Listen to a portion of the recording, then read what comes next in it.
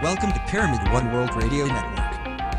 You can call in and talk to our hosts by dialing 60547257666, then dial the access code 60860 hash and be ready to be part of a worldwide movement to educate everyone listening to these shows. Let's begin dialing.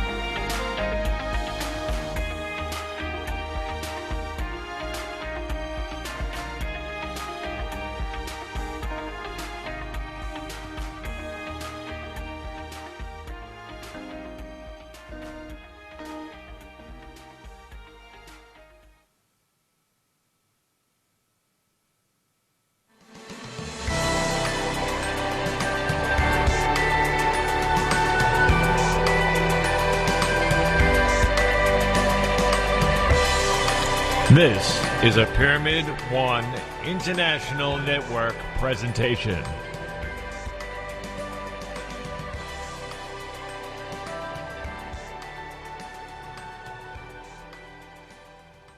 You unlock this door with the key of imagination. Beyond it is another dimension.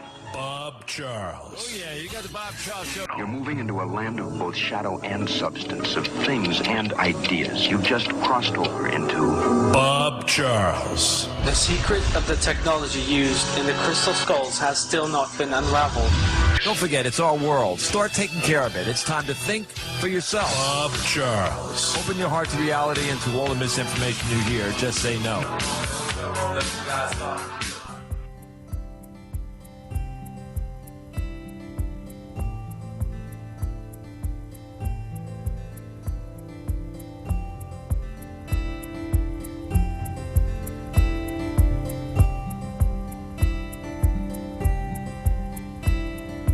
Hi, and welcome to the Bob Charles Show right here on Pyramid One Radio Network. Let me tell you about the guest coming up.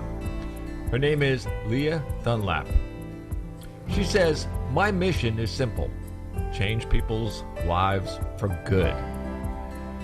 As the oracle on purpose, Lia Dunlap is an intuitive business architect with 25 years of experience guiding light-bearing leaders to unlock their unique life purpose and capitalize on the impact of their business genius.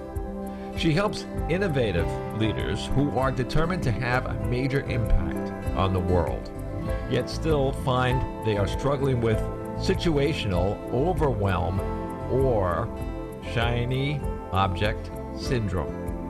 They are losing time and money chasing the latest business trend or marketing strategy, only to end up at one dead end or another.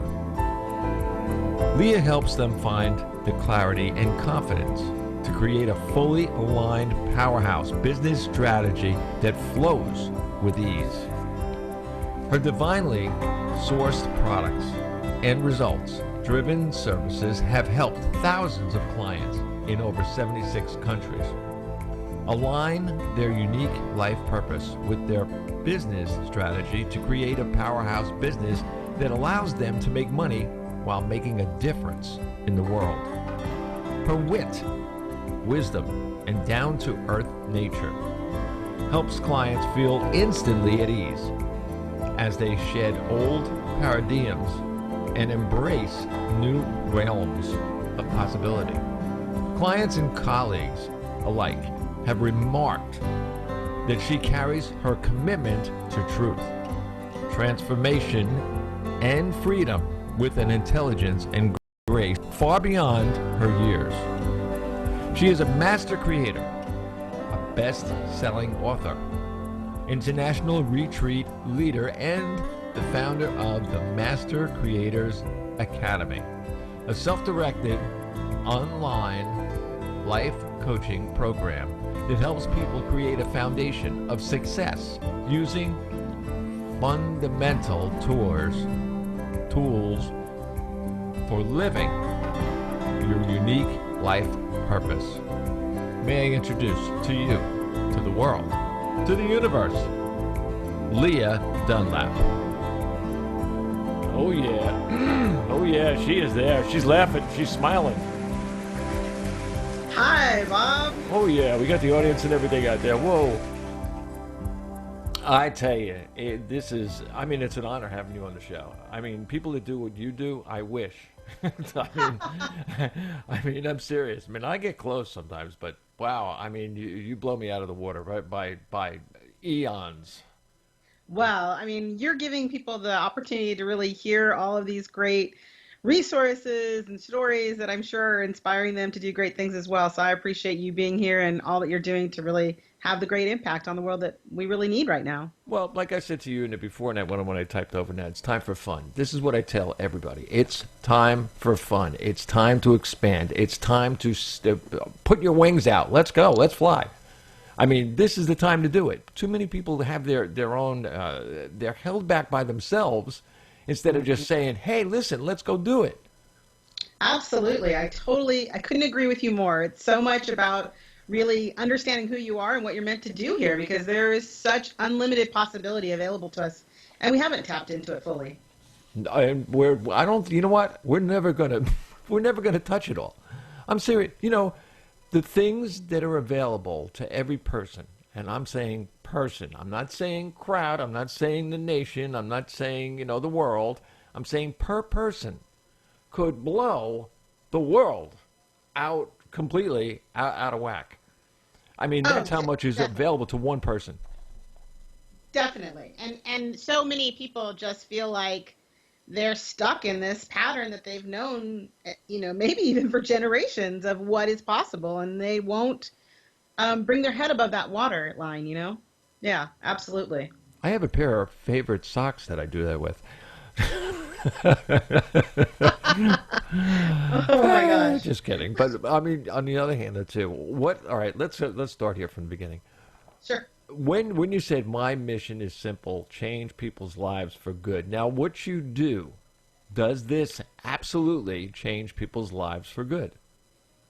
I believe so, absolutely. I think that, over the years, the 25 years that I've been doing this, I'm constantly amazed with even minor tweaks of either mindset or strategies, how people can really align themselves and improve their lives basically on a quantum level to the point where it continues to build and grow from years to go. I've had clients that 8 years after we've worked together have reached out to say how much their sessions with me have made an impact on their lives and therefore on the lives of everybody in their, family and in their business. And that, I don't think there's anything better to be able to do. So when you're working with someone, you have to know the who, what, when, where, how, and why of the entire family.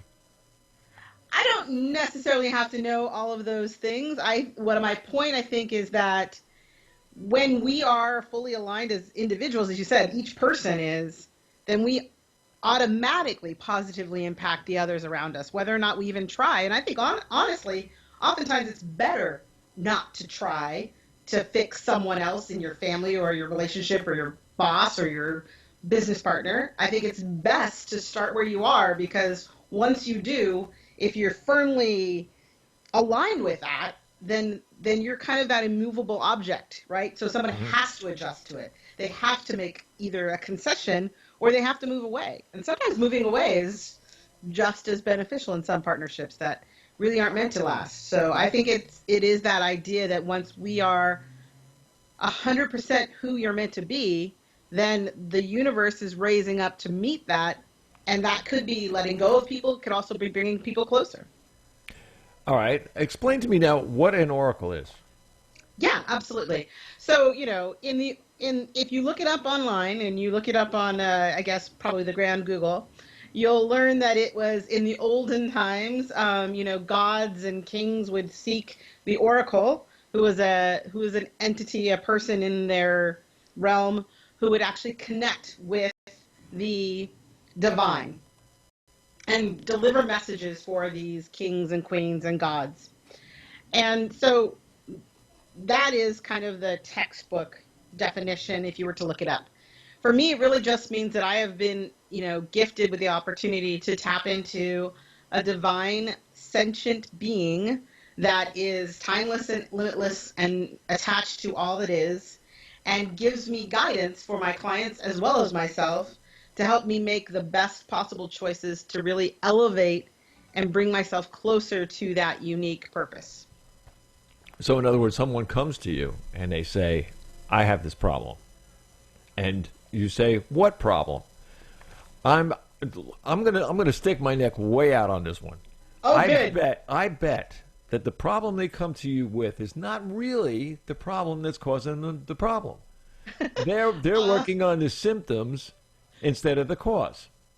Oftentimes that is the case, yes. And you know, I have my own show that I do called Oracle Live TV, where I actually bring the Oracle out because, oh, pardon me, there's traffic there.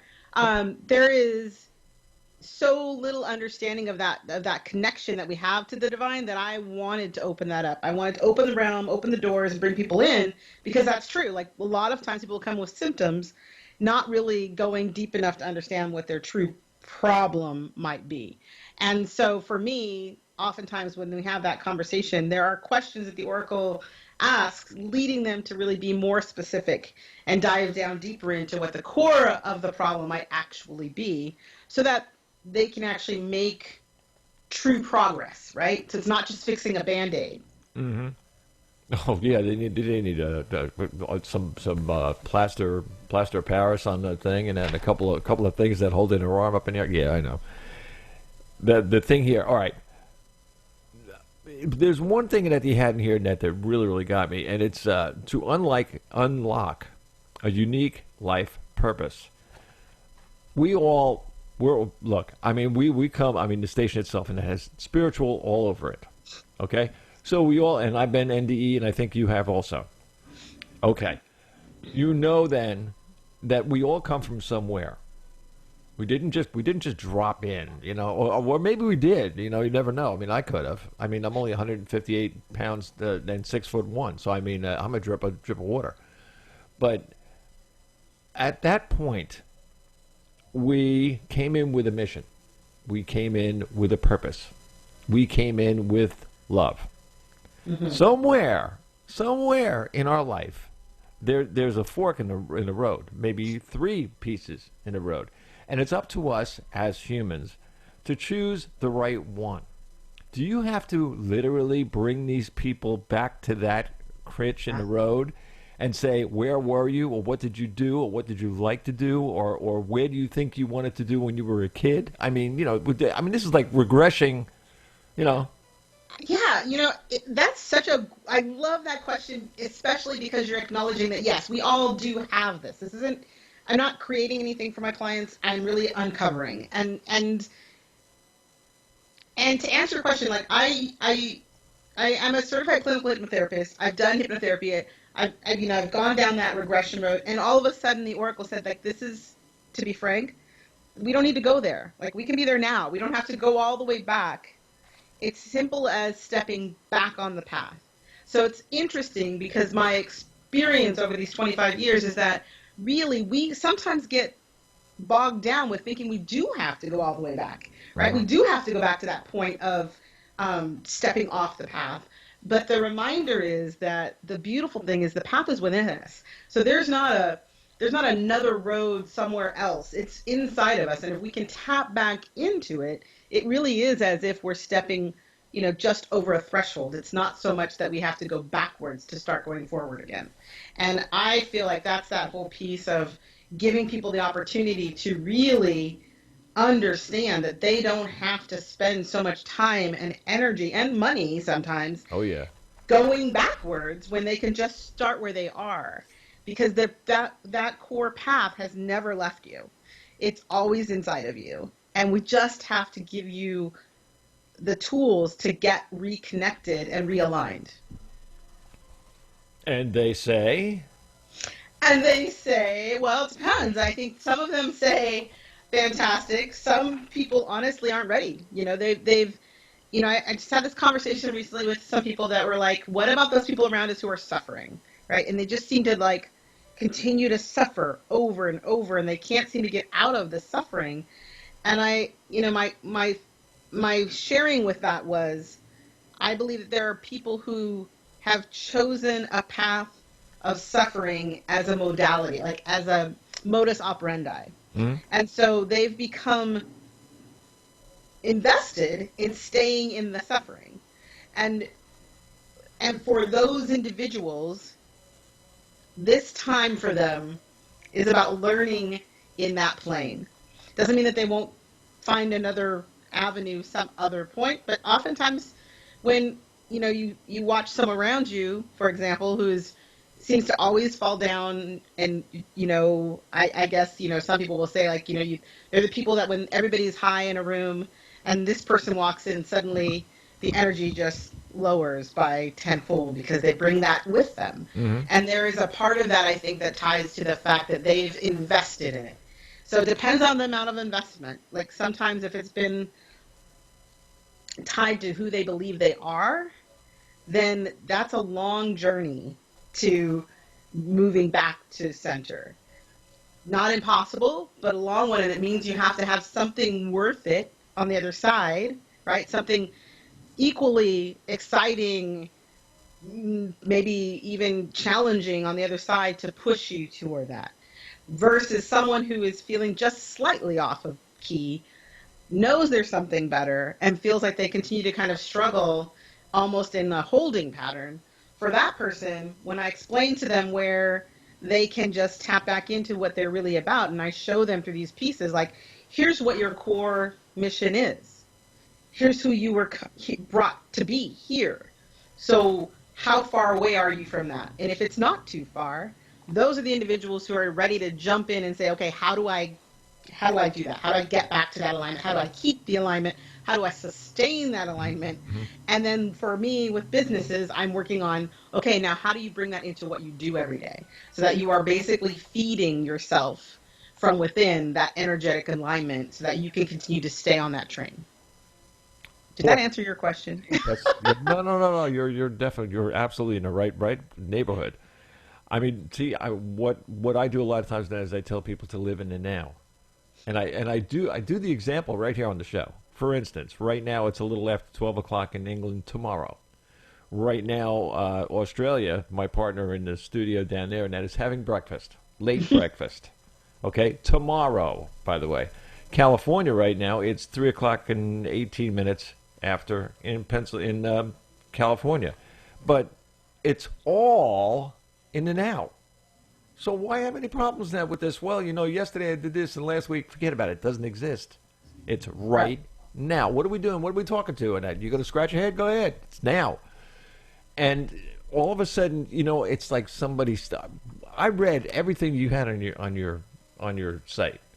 You were so absolutely cool. It wasn't funny. I mean, I'm going, yes, this lady knows what she's doing. That's cool. Yeah. But you know what? I tell you, I need 100 of you in the world. I'm serious. That's my mission. Honestly, my mission is to find 1,000 of me. Honestly, to tell you the truth, I went to the south of France in October of last year, and I got the specific download from the Oracle that I'm meant to unlock the cages of those light-bearing leaders who are sitting thinking that they are waiting for some other time when the time is now, and to give them tools, to give them resource, to give them support so that they can really recognize what they have and what they are meant to be doing. You're so out that we can help them get out there. Yeah, you're out to shake some cages. Oh, yeah, definitely. Yeah. That's for sure. I mean, let's see. In July, you're going to be in Puerto Rico. In August, you're going to be in Italy, and on and on. I mean, let's face it. You're going all over the place. You're in all those countries. We're at 132 right now. Wow. So if anybody wants, I'm in 132 countries. I think you've taught my 76 country attachment to people who have been doing my work. So I feel even better now. I can say I've been in 132. That's amazing. This is the internet, and this is not really a podcast. We are live right now on a server in Germany and a server in Canada that has us just like you would be on TV. The only thing is they want to see the video. They got to look at it tomorrow. That's it. Fair enough. The video is live right now wherever they have. The telephone lines are live. The chat room is live. All this stuff is cool. We are so in the now. It's not funny. Yeah. Let me ask you the next thing here. The profit. Let me see. Yeah, the profit power of purpose. I looked over the whole article on this and everything that you wrote about it. And I really do want to hear more about it. Maybe I'm doing something wrong. I don't know. Maybe you could teach me. The profitable power of purpose. Yes. That's one of my fundamentals for people. I think that, a lot of light-bearing leaders, honestly, they become challenged with the idea of making money, bottom line, and even more, making a profit and showing up to do what they're meant to be doing. And the disservice in that is that they aren't able to sustain themselves. And because they can't sustain themselves, they can't be there to support the people that need them. And so really to help people understand, to shift that mindset and say that your power is aligned and your gift that you're giving can be aligned with that so that your business can actually make a profit and not only sustain you, but allow you to do the good work that you want to do in the world. For your example here, you're reaching out all over the world. You've got expenses, you've got people that you're working with. There are things that it takes to run a business. And if you weren't willing to step up and make that so, then all of the people that you speak to, all of the people that they want, to reach, and all the people that want to hear them wouldn't have that access. And so it's about learning that when you are aligned with your purpose, that the universe will show you the way, and part of that way is to allow you to prosper and to profit so that you can continue to build that mission or build that vision, or even, to even build that, if you will, to build that campaign in the world of good that you're trying to create. Because a lot of times it's not just a thing that someone's selling. So it is something bigger than that. You're putting together your own crusade. Right. Yeah. In a sense, yeah. Yeah. I like that one. Let me see. Now, discover your hidden superpower. Now, honest to God, I mean, maybe in my case, Ned, I can give you from my case, and I wish I could do it from more. Ned, anybody wants to call in, the number 605-472-5765, and the access code is 608060 #. Now, 1,000 people can call in, so go ahead. Knock it out. Wow. Okay. Yeah. So go ahead. Go crazy. Now, with the superpower, everybody has something that they like to do. In my case, and I can only tell you in one, but I'm sure you've heard this from other people that wanted to, wanted to just play on a computer or were good writers or were good bosses or something. I mean, seriously, some people are just better managers than other ones. But in mine, when I started out, I was 2, and my mother taught me how to sing. My mother was a singer. Now, from that, I went on to all kinds of music. I mean, the guitar and singing and the whole thing. For 39 years, I was a lead singer with a big band. We ran around the world a couple of times, and so what? I came back. Of course, everything went crazy. The first time everything went, with all the stocks and all this kind of stuff. That was in 2008. We're talking all the way back in the 80s when people paid like 20% for their interest on their mortgage. That kind of stuff.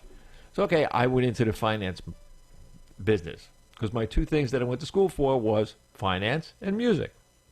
Oops. Yeah, so I was kind of sort of in the right ballpark.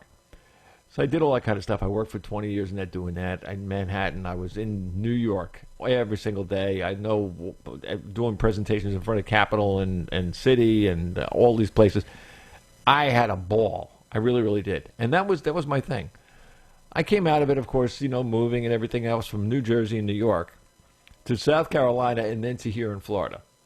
Of course, being followed by 2 hurricanes. One hit when I left New Jersey. That was Sandy. The second one hit just as I was leaving, actually, Charleston, which was Walter. And then the third one, Ivor, whatever it was, came right over my head 3 days after I moved here. So, I mean, really, the next one, I'm telling you, man, I'm going to South America. But you talk about the power that you have, or that one, perfect superpower. Just like I said, music and finance seem to be mine. That was a good part. Do you ever get people that are totally blown out of the water because they don't know what to do? They're up against the wall. They're depressed. Their solidarity in what they're doing is gone. It's just blown out. And they say, I don't know what to do next, but, I want to do this, but how do I do it? And then you turn around and say, no. I mean, I can see you doing it. It's serious. You could see me doing that, yeah. It's interesting that you brought that up, and it's interesting as well. If you don't mind my adding a 2 cents here to your No, comment, go ahead. which is it's interesting as I'm listening to the oracles going, isn't it beautiful? Because really, it was about performing for you. Yes. You said being in front of those corporate rooms, speaking, singing. It is performing for you that is your secret power. I had a priest once said to me one time, this is a long, long time ago. I was almost a priest by like that much. I'm serious. I was an altar boy too, my whole life when I was a kid. But he told me, he says, when you play the guitar, you make more people happy in this church than I do. Mm-hmm. So he says, go that way. Right. That was exactly. A priest. Yeah. So performing something of that brings people joy would be, in this scenario, would be your superpower piece. And it to me, it's getting that specific. Like I have clients that will come and say, well, I'm supposed to be I'm thinking of one right now that recently we had this conversation where she knew all along, like you said, like when she was young, that she was going to help people and heal people. And so she went off to be a doctor, and then she became a naturopath. And, what we found out was she's actually an actual healer. And you're trying to dance around the core of the secret superpower, right? So you're dressing it up in this external thing when your very presence is the thing that's healing your clients and your patients. Yeah, right. The heck with the drugs. Right. Yeah, So she has to kind of, I don't want to say devolve. She had to kind of uncover that core to bring it forward so that she can be aligned. Because to me, it's about alignment of purpose, right? So if her purpose is to come and heal people to their she's a multi-generational healer. It's like, well, so if you can't talk about the multi-generational beings you see around your patients, then you're not giving them the full picture of why they're here to see you. And so for her, it was aligning with that piece. And how do we make all the work and effort, as you said, that she's spent all these years, all this training, all this schooling on all of her, 500 patients that she works with and has worked with, there's that whole kind of bringing them back together to what do I do? How do I say this? And my promise, if anything, is that once you're really aligned, then the people that are meant to find you get to see you more clearly. And it's like always like wanted. There's the business side of me that says I want to make sure I don't overclaim, but let's say it's 90% of the time that those people have already been there because they sense that anyway, even though you're not talking about it. There's something about who you are that's drawing them to you. And once you clarify it, it only makes it stronger. And that's really what she's found out. And in that conversation, even that one particular time that we talked about this, she recognized that a couple of her clients had already started asking her questions about this stuff going on around them spiritually, even though she's a naturopathic doctor, right? So they already saw that something about her was different, even though she wasn't claiming it. So now she gets to do both. And when she does both, I'm, like I said, 90% confident, probably more than that what she will find is that her business and her practice will grow because those people who have been looking for that will know where to find it.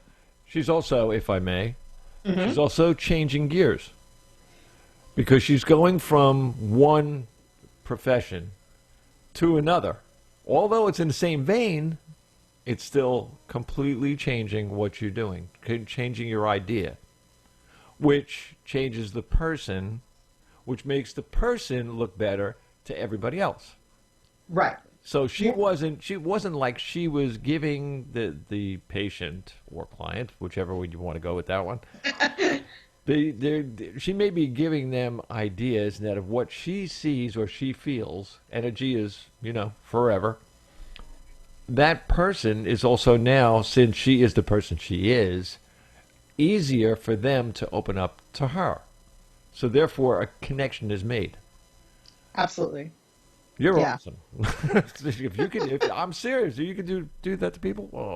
Oh, Okay, you're in a room.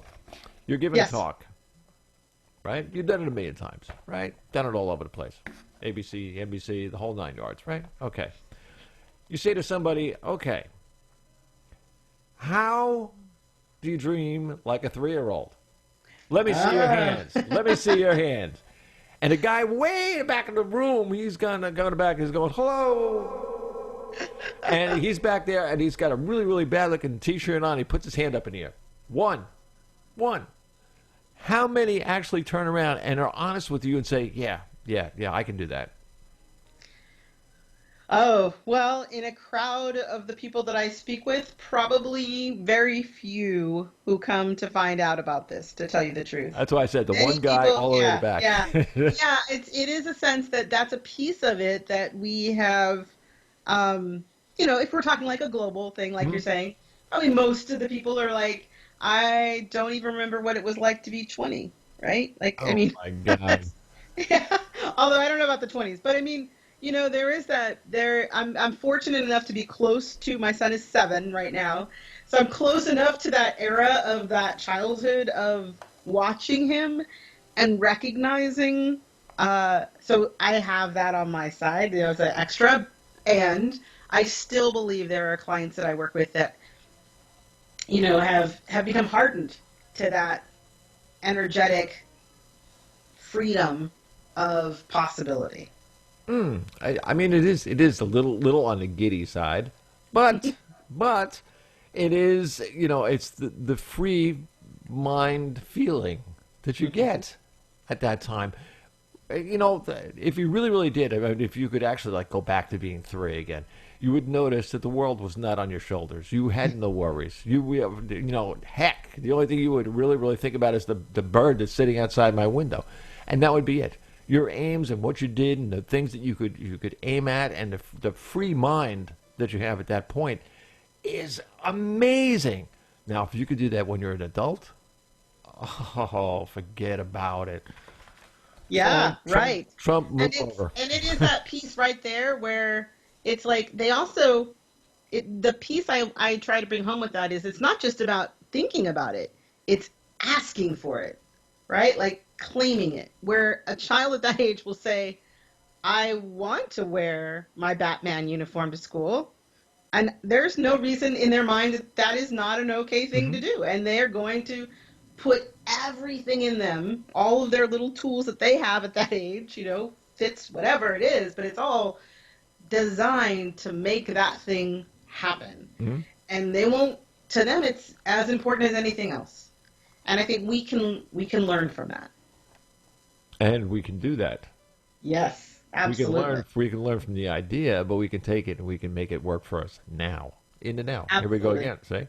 Yeah, there we are. Back to now. Back to now. Now, when to double down and get results. Now, this is a toughie because, to me anyway, that would be a tough thing to have to do because you actually have to make these people do something they normally wouldn't do. Right. And you're not convincing them because that's not your job. Your job is to bring out them, not tell them. I mean, if you were going to tell somebody, good, I'd be a teacher. But forget about it. I'd be such a bad teacher. Oh, my goodness. These kids would be on break all the time. But, it's just one of these things where you literally have to instruct people on the ways that they can do something for themselves. So they have to double down. They really have to get going and get off their butts and get moving. Absolutely. It's that moment when we are in doubt and we think that somehow staying in doubt is going to help us get out of doubt, right? Yeah, and questions. It's like, yeah, and that is, for me, that's that idea of the leap of faith, which I really, is a big part of my core program and my best-selling book. It's all about taking leaps of faith and how we do that in a productive and conscious way.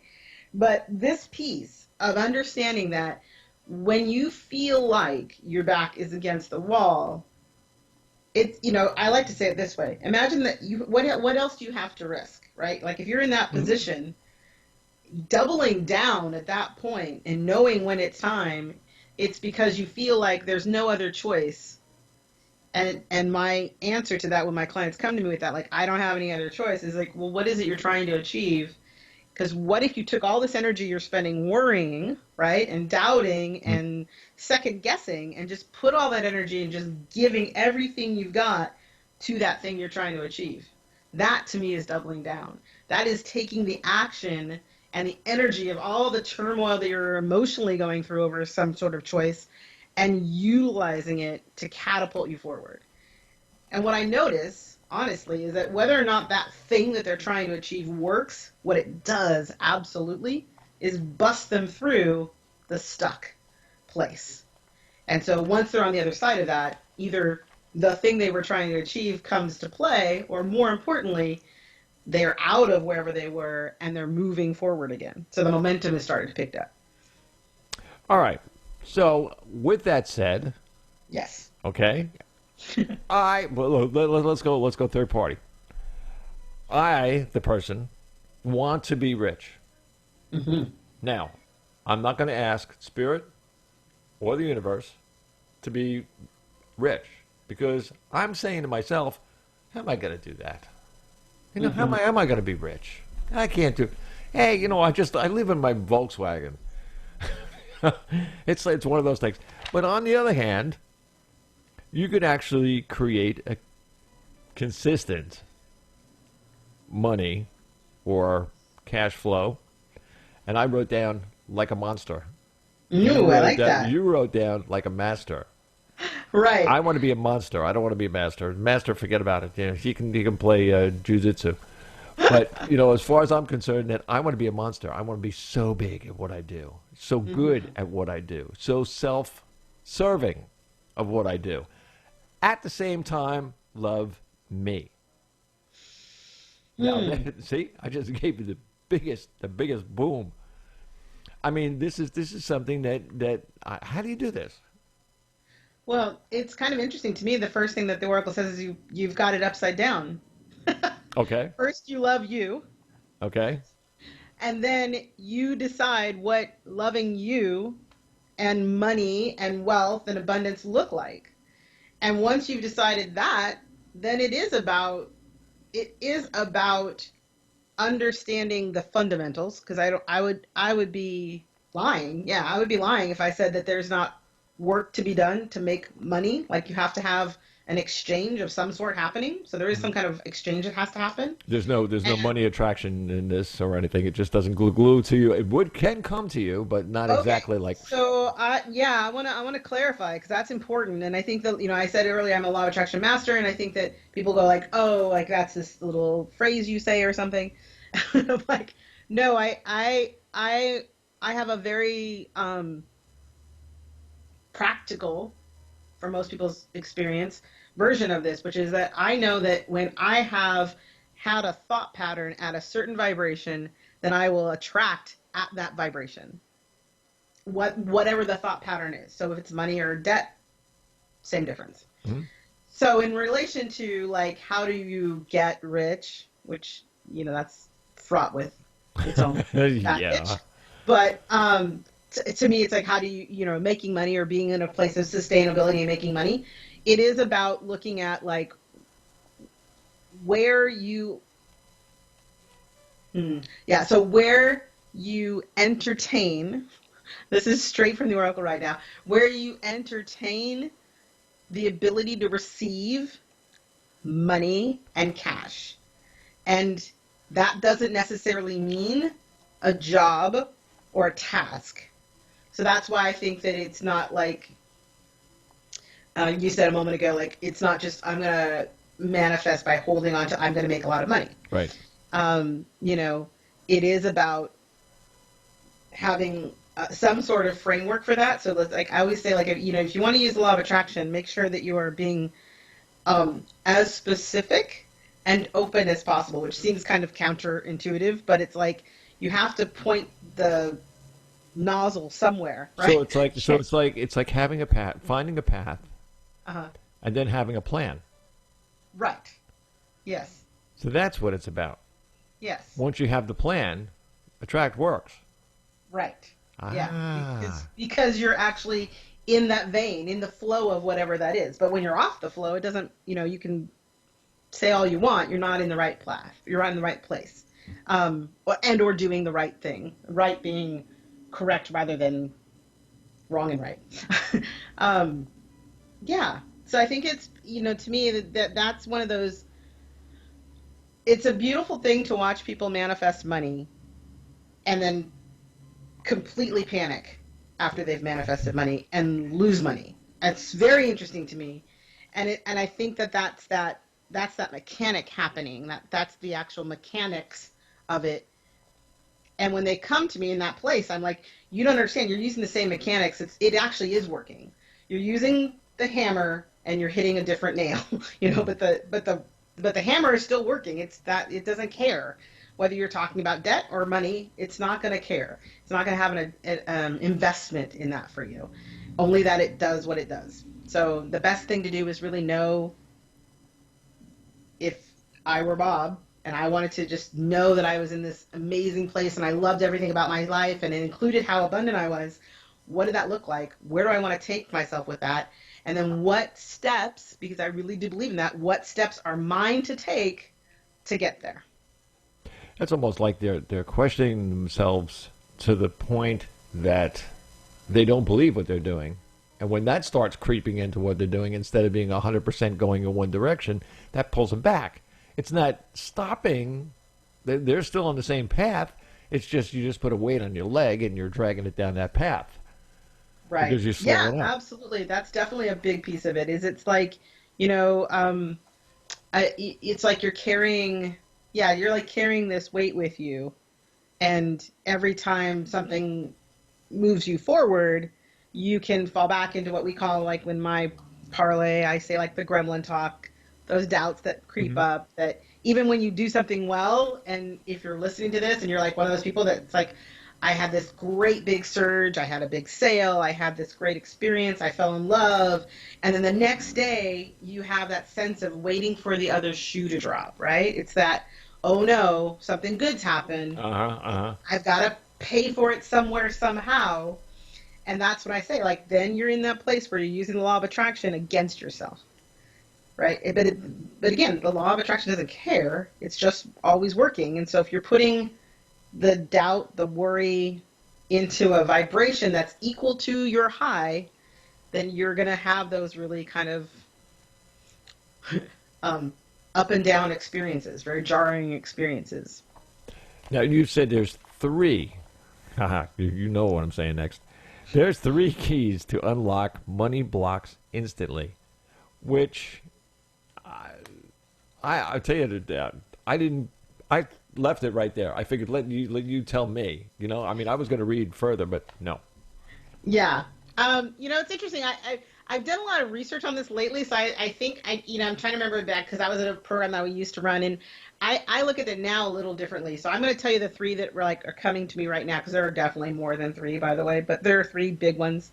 The first one, bottom line, is belief in your worthiness to receive. Because if you don't believe you're worthy to receive, you will continue to sabotage your income. This looks like you make a big payday, somebody sends you a big check, and you're driving to the bank to cash the check, and your car breaks down. And instantly, suddenly, the exact amount that you have in that check is what it's going to take to fix the car.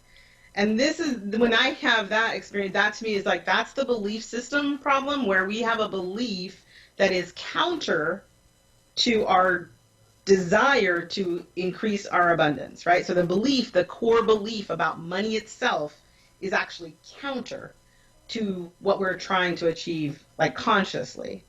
And a lot of times that's very subconscious for people. Like they don't really think it, like they spend a lot of time talking about like, I want to be a millionaire, I want to make all this money, I want to have 6 figures, I want to, travel, I want to do all these things. And the talk, the conscious talk about it is really exciting and vibrant.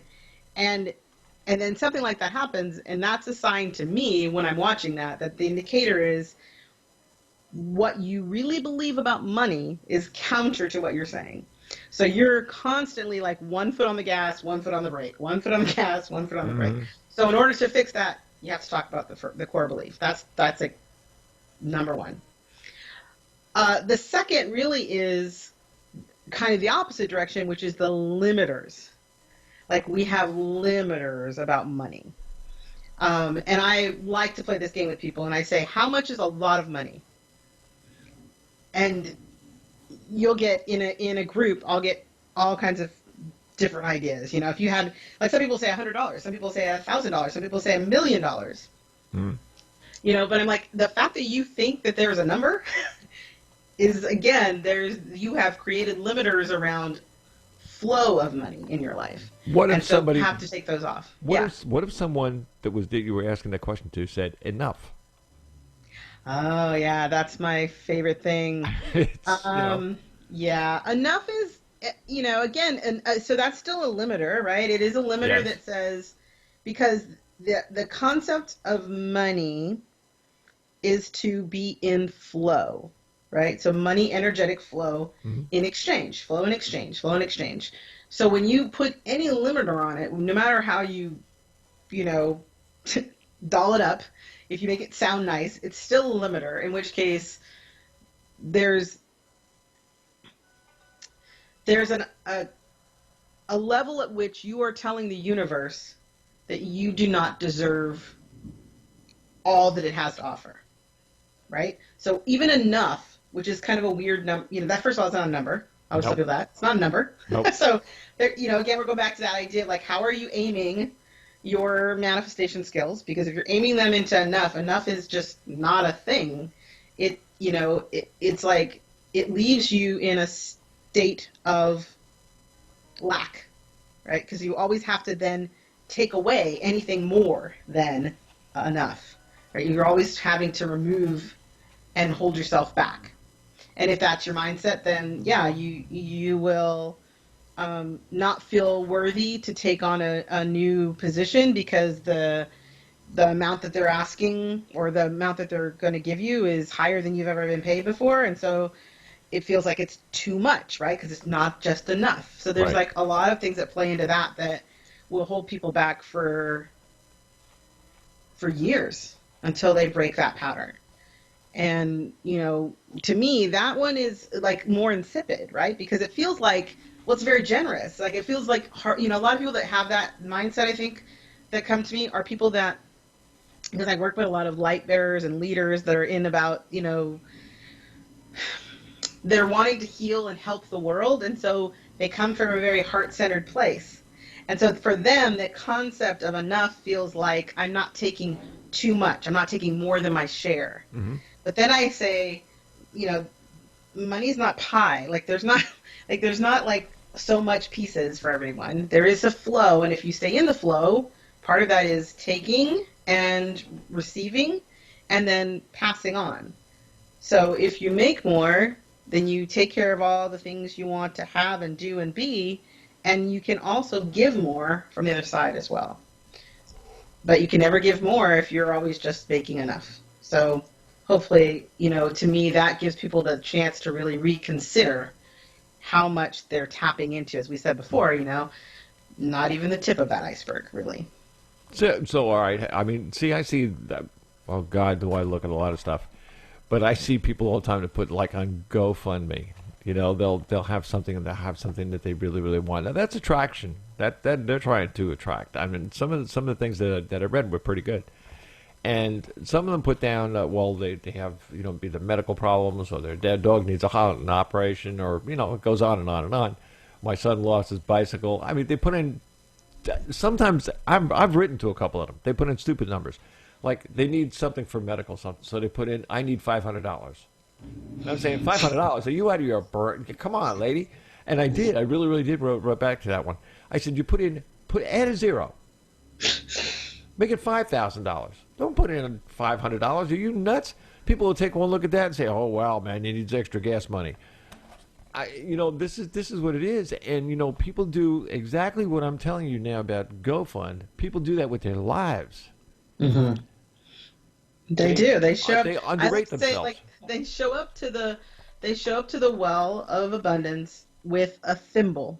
It's like, okay, well, you're gonna have to keep coming back to the well. And I remember the first time I shared that comment on a women's group that I was doing a webinar for, and man, that got the most likes and all of that stuff. And this one woman said, "That's it, I'm getting a dump truck." I said, "Exactly, like, There you go. yes, yeah, yes, right." It's like that shift can really say, like, yeah.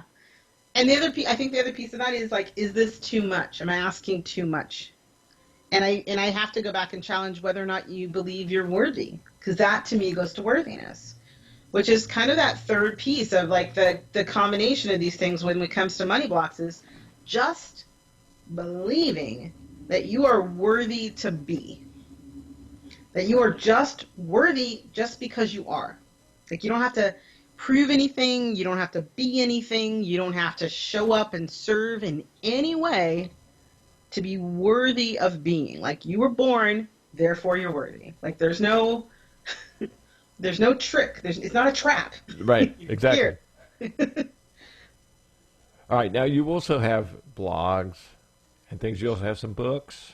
You also Yes. have, by the way, if anybody wants to see the videos, right now they're on all your videos that were on your website are on the blog right now. And you can see them. Just go to bobcharlesshow.blogspot.com and you can see them right there and you can play them. And I'm telling you, I played them all. They're awesome. So if you don't play them and say they're awesome, I want to know about it right now. Write to me.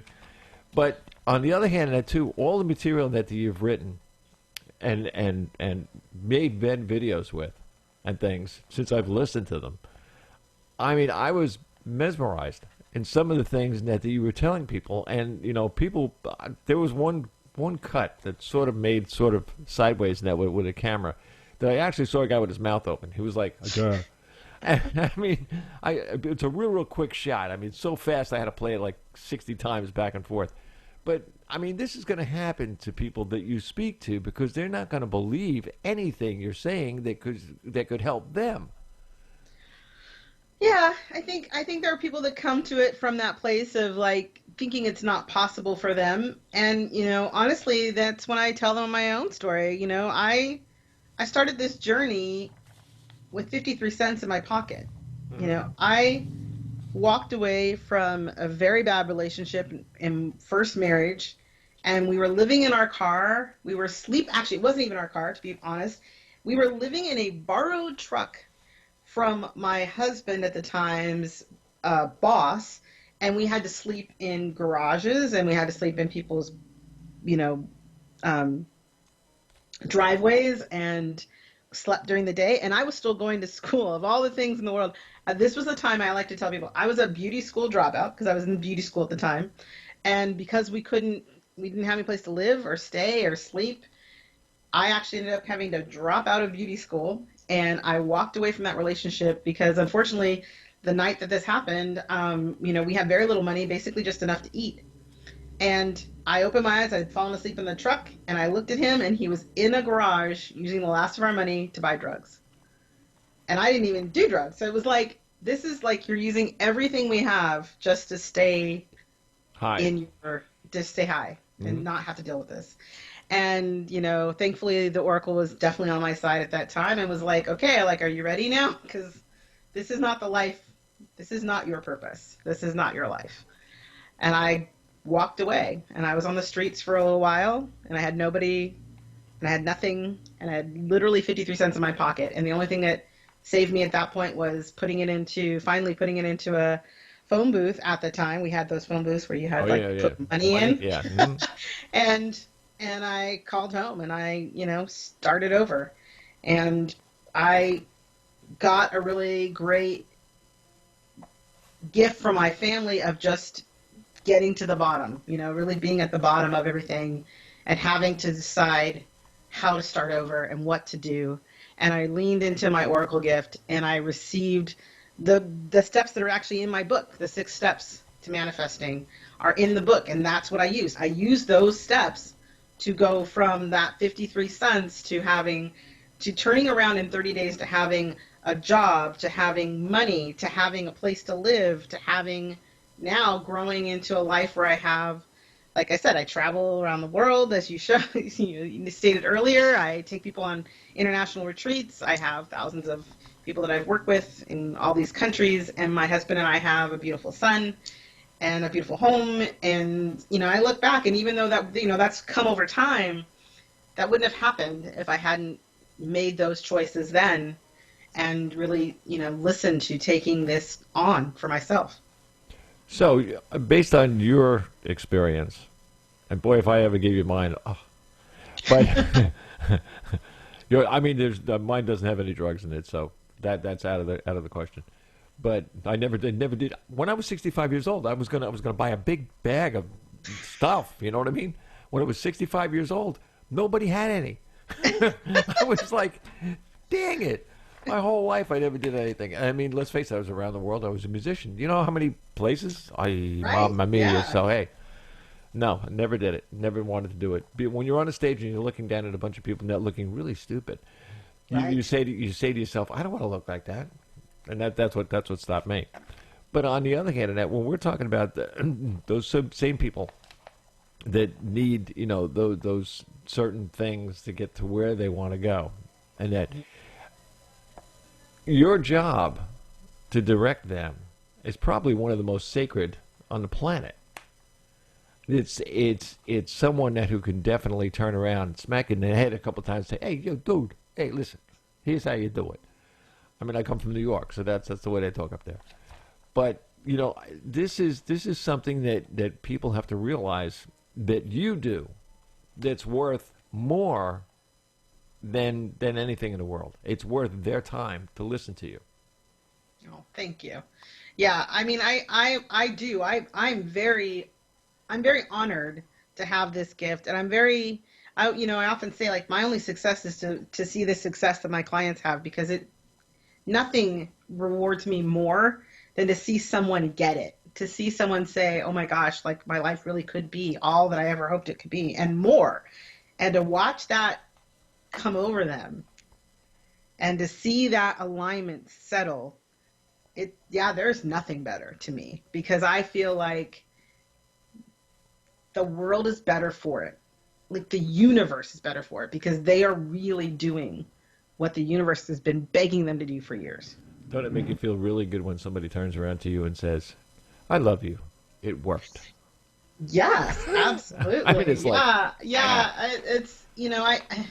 It certainly is, and I know that, there's oftentimes that they just go away. I had a client that I only had one session with, and I thought we had a really good rapport, and we went, it was, she had won it or something at that, and so we went really deep, and I helped her with her business, and she went away, and I said, I'd be happy to help you in the future, etc. And then years later, and she disappeared, and years later, I was at an event, and she drags someone across the room, and she starts just beaming, and she says, oh my gosh, this is Lia. I told you, she's the one I'm telling you all the time, all about how she saved my business and blah, blah, blah. And I'm looking at her thinking, I haven't talked to you in years. And I thought, serious, maybe I didn't say anything good. Yeah. So I think that there was times when, I just have to trust that if I show up and do my work, then the universe will work through me to help them help themselves. Yeah. So there is a spiritual connection. Oh, absolutely. Yeah, without a doubt. Yeah. So, I mean, so many people, I get emails from all of them. Some of them I can't read because they're in a different language, but some of the ones that I get that are so funny. They say that, like you spoke about spirit, and you talked about, things that maybe I personally, got out of this. I don't know when there's somebody whispering in my ear. I have no idea. But, still, I'm doing something for a reason, because maybe somewheres, and you probably had the same thing, you'll be talking to somebody and all of a sudden you'll feel something from that person that you have to aim in a different direction. And all of a sudden you'll change gears and the person will look at you like you're nuts. But it's not true. I mean, it's just the way you were dragged, in the conversation. And these people that tell me, well, listen, if you could tell me, and I usually write back to them, and maybe 2 or 3 weeks later I'll get another note from them. You're crazy, but it worked. See, that's why I said that to you. Right. No, it's true. I always tell people, like, even on my show when I'm talking, I say, like, please stay all the way through and listen because you'll never know when the oracle is going to have a message for you that's coming through something I tell someone else. You just never know. Oh, it Because can I come do through, believe yeah. that the spirit is always moving, always communicating, always trying to send us messages that we need to hear. Where can people get a hold of you? Well, the main place they can get a hold of me is at oracleonpurpose.com. So that's ORACLE onpurpose.com. And like I always say, if anybody wants to get in touch with Lia, all you have to do is write BobCharlesShow@live.com, and I will send you to her. So don't worry about a thing. I'll make a connection with you for sure. Absolutely. Thank you. Thank you very much for being on the show. It's been an honor having you on the show, and I'm telling you, I had a ball. How about you? I had a blast. It was so amazing. Thank you so much for having me here. And it was good. We talked about a lot of things. Now, when you're back from the tours and everything else, drop me a line, and I want to find out what happened. I will. I'll send you some photos from Florence. How's that? Well, there you go. I'll put it on the blog. Awesome. Thank you so much, Bob. We can definitely do that. And until then, later. Love you.